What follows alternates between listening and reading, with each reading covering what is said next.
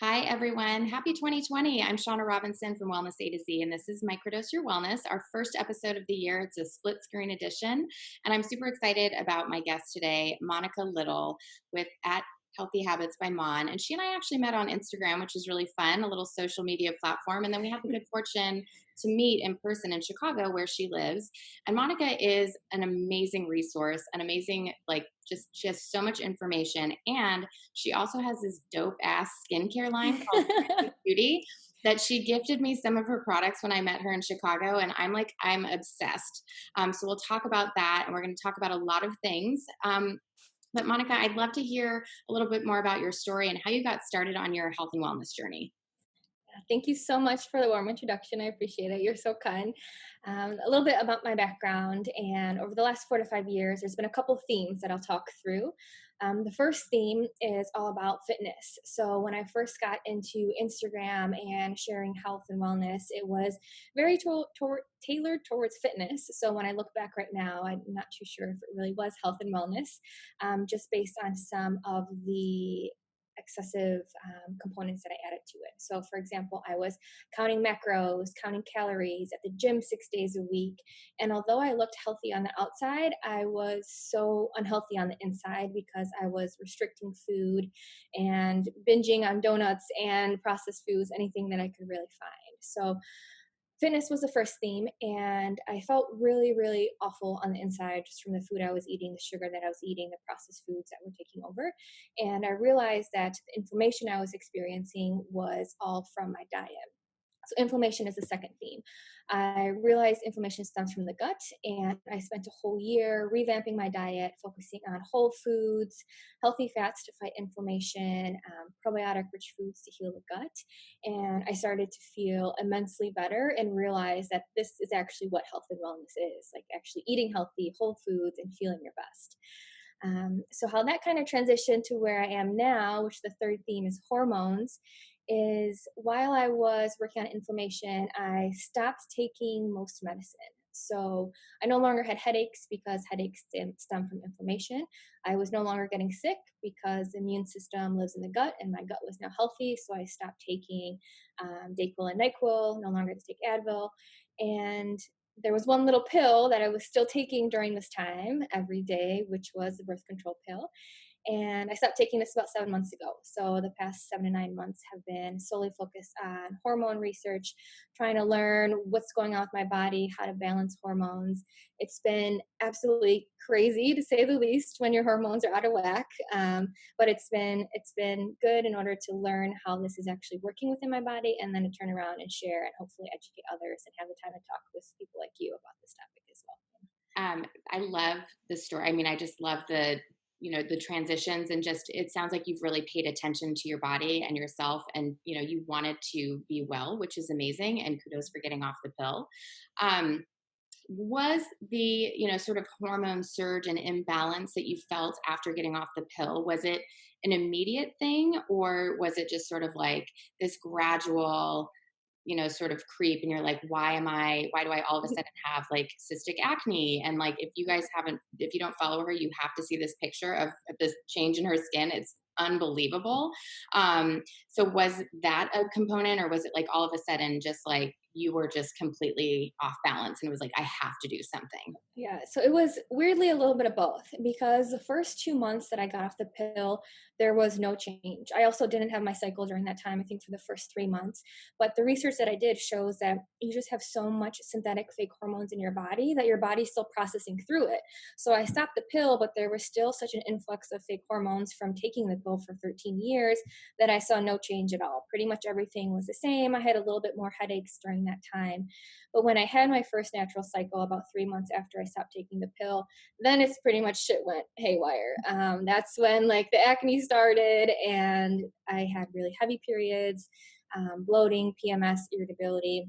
I think my body just, when you're on the pill, you're muting your hormones, right? Like they're not even interacting, they're not working, they're not balancing. So when I went through that additional store of hormones that I had from the pill, and then finally had my first cycle, my body just had no idea what to do. And then cystic acne has been something that I worked through probably for the last 4 or 5 months. That's been like the last thing that's been really hanging on. And it's been a little hard to get over, but there's a lot of tips and tricks to work with reducing testosterone, which is what causes that cystic acne. Yeah, I mean, again, that picture that you posted a couple days ago or yesterday was just mind blowing to me. So, Yeah. let's shift a little bit from the hormones, but still keeping on the topic of skin. You have this skincare line, Plant Based Beauty. How did you, come to derive that? And do you focus on helping people get over sort of the cystic acne, like and the ingredients that are involved in your skincare line? Yeah, so I started the skincare line about a year ago. So it was when I was doing the gut health work, because that's when I changed my diet and I realized that not only the food that we eat, but also the products that we use impact our health. I think now that I'm actually going through these hormonal changes, it's kind of coming back to fruition on why I started this.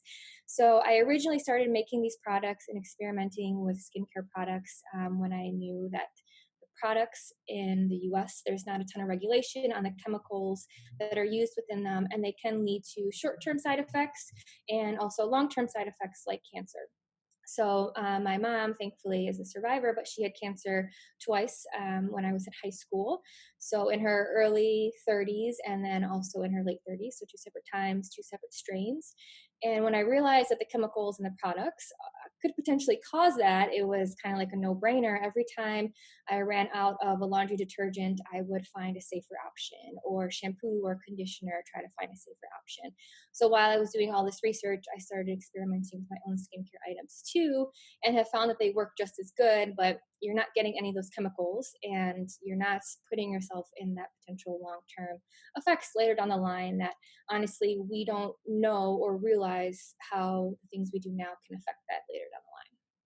Yeah, I love that the packaging is, it's thought out, it's glass bottles. I mean, the Mhm. plastic that, things can be in, even if they are green or healthy or non-toxic, the plastic can have endocrine disruptors. And, speaking of Yep. hormone health. And so, given that that's such a hot topic and especially something that you're focusing on, I love that that was something that you also chose to, focus on is the packaging as well. So shifting back over to, the hormone health, you have a masterclass coming up. Is that right? Yes, yes, I do. So, I'd love to on hear more about that. If you want to share some information. yes, definitely. So part of balancing hormones, I think I had mentioned earlier, is that it is so detrimental in terms of making sure that your other systems in your body are functioning too. So it's not just hormone health, right? Like you need to have gut health in place because when you have consistent bowel movements, you're removing the extra hormones out of your body.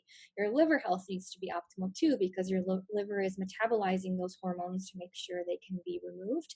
If your liver isn't working optimally, then it's just storing those hormones to the side and they're staying in your body, and you can have some of those adverse symptoms like heavy periods, PMS, acne, cystic acne, things like that. So, with hormone health, it's gut health, liver health, it's blood sugar balance, it's managing your stress.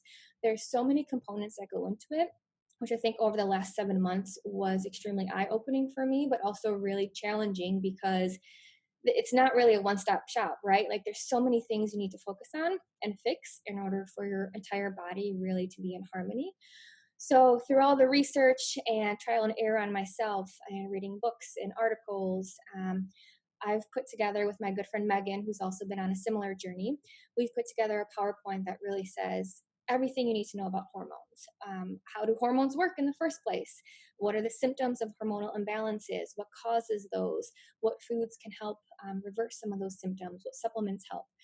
What are lifestyle factors that need to be changed too? Really breaking it down to the holistic viewpoint of what needs to be changed and how to do that in an easier way. Because I totally get how overwhelming and frustrating it can be for someone who's learning about hormones, realizing them have a hormonal imbalance. So we put this together to ease some of that, educate, and share everything that we've learned along the way. So the class is Sunday, January 26th at 5 p.m. Central.